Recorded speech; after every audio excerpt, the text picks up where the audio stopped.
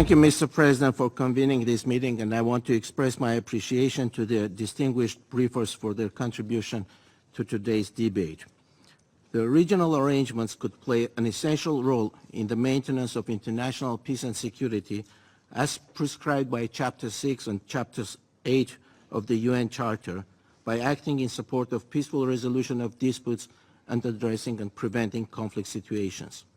Often such arrangements have a better understanding of the historical context, root causes and complexities of the conflicts within their respective regions, whereby their access and proximity can offer more immediate and customized tools for dialogue and mediation. It was precisely in line with these principles that back in 1992, the Conference on Security and Cooperation in Europe, later on the OSCE, formed a specific initiative aimed at resolving the Nagorno-Karabakh conflict with the endorsement of the UN Security Council.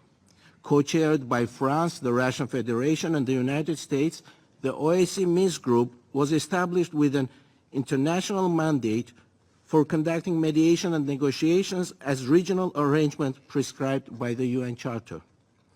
Since its inception, the OSCE Minsk Group co-chairmanship has been essential in mobilizing diplomacy, skills, and expertise for the peaceful settlement of Nagorno-Karabakh conflict. This internationally mandated arrangement came under a major attack when Azerbaijan chose to launch a destructive war amidst a global pandemic in September 2020, in grave violation of the existing ceasefire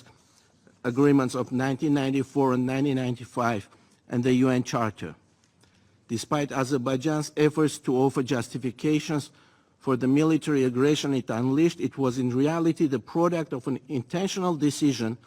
to walk away from the negotiations under the OSCE Minsk Group co-chairmanship, opting instead for unprovoked large-scale violence with multiple verified reports of atrocities, including against the civilians. Mr. President, in his policy brief on the new agenda for peace, the Secretary General stresses that, and I quote, "Some states have embraced the uncertainties of the moment as an opportunity to reassert their influence or to address long-standing disputes through coercive means," unquote. That is indeed what happened in our region. We have been consistently alerting the United Nations and this very Council that, emboldened by the results of the use of force in the past, Azerbaijan has been seeking to normalize violence and aggression in order to impose unilateral solutions and to finalize policy of ethnic cleansing in Nagorno-Karabakh. In December 2022, Azerbaijan deliberately disrupted the movement of people, goods, and vehicles along the Lachin corridor, effectively imposing conditions of a medieval siege on the entire Armenian population of Nagorno-Karabakh, with the use of starvation as a method of warfare, in a manifest violation of its obligations under the legally binding orders of the International Court of Justice, including the provisional measure to ensure unimpeded movement along the Lachin corridor, as well as the preeminent obligation not to aggravate dispute. Azerbaijan carried out a premeditated ethnic cleansing, which involved the imposition of a 10-month-long blockade targeting a population of 120,000 people, with the subsequent use of large-scale military force which took lives of innocent civilians, including children, and which eventually drove the entire population of Nagorno-Karabakh into mass displacement.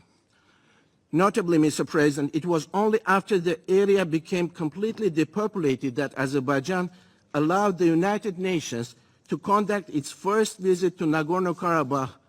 obviously with the sole purpose to manipulate the work of the UN mission in an effort to whitewash the massive violations of the rights of the Armenian population of Nagorno-Karabakh, who have been starved, bombed, and forcibly displaced. Mr. President, the major representative bodies of Europe, the European Parliament, and the Parliamentary Assembly of Council of Europe have all adopted resolutions strongly condemning the recent military aggression by Azerbaijan against Nagorno-Karabakh, while referring to the use of coercive practices to remove civilian population from their territory as amounting to crime against humanity. In the face of a situation where regional and bilateral security arrangements have regrettably failed to prevent military aggression and to protect the lives of Armenian population in Nagorno-Karabakh from devastation, the United Nations and the Security Council have a particular responsibility to live up to their mandate to uphold justice and accountability and to establish an effective international framework for the safe and dignified return of the displaced population in line with the norms and principles of the international law.